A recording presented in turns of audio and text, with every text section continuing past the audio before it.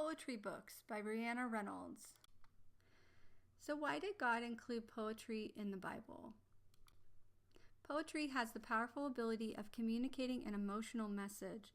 It can take us deeper into a story and help us to see a concept, a character, or a message from more than one angle. Poetry is aesthetic, which makes it more memorable.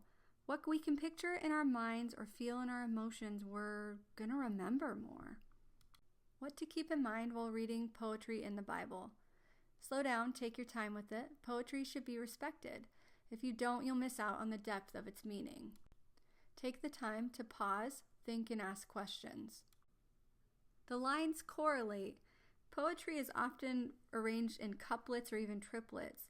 The two lines can be synonyms, meaning they're the same, or antonyms, meaning they're opposites. They might compare and contrast a subject or even have language that amplifies the text. Look for figurative language. A huge clue that it might be figurative is by asking the question, does this make sense in its normal sense? A few examples of figurative language are metaphors, similes, or anamorphisms. Try to determine the genre, the implied situation, the topic and theme, how it is structured, and how the text is unified.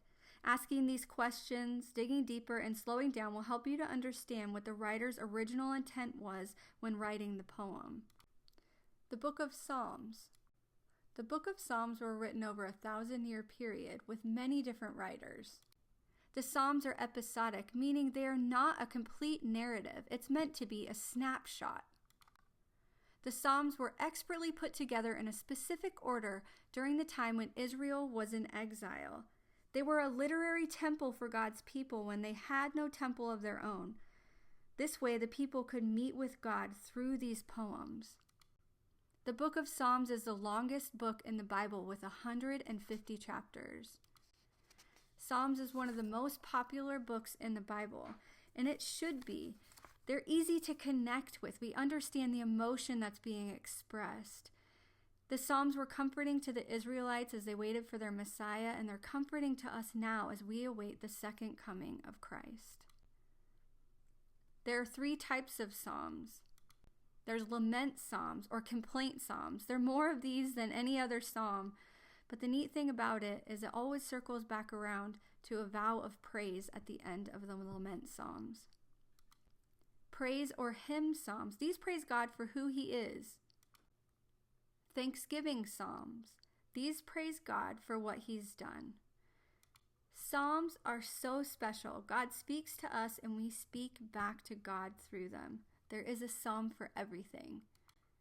The Book of Job. Facts about Job. It is a wisdom book and a historical poem. It covers the topic of pain and suffering and the sovereignty of God. It may have taken place during the time of the patriarchs. Story time. Sit back and relax, and I'm going to summarize Job in a minute or less. The book opens up with Job, who is declared as a righteous man. And there's this conversation between God and Satan in a makeshift courtroom in heaven, where Satan basically accuses God that Job is only righteous because of the blessings in his life.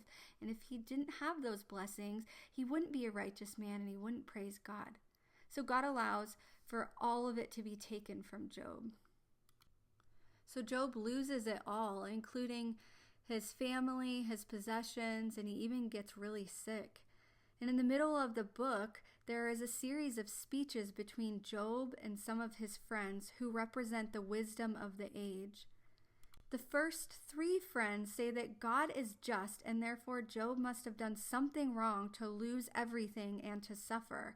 But we know that's not true because at the beginning of the book, he's declared as righteous. His 4th friend comes on the scene and says maybe Job is suffering as a way of learning a lesson, or maybe God's trying to warn him of something.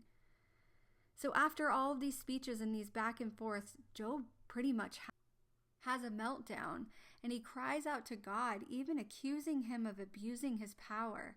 God speaks back to Job, and there's this sort of mic drop moment where God takes Job on a virtual tour of the universe, asking him where he was when it was created, his ultimate goal being to show Job he has a limited perspective. So does Job answer the question of why good people suffer? Sorry to say that it doesn't. That's not the point of the book. But it does teach us that yes, sometimes we suffer because of our sin, and sometimes we suffer as a warning or a way of our character being worked out.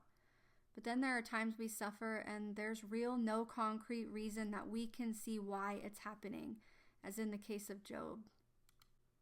Justice is complex and it isn't always black and white. Job ultimately teaches us that we may not always get the answers to our whys, especially when it comes to suffering. But we can always have the who, and that's God. We can trust him as we go through difficult situations. God is the king and he is sovereign. He deserves our obedience and trust. God promises that one day he will defeat all evil. And until that day, when we walk through times of suffering that don't make sense, we can trust God through all of it.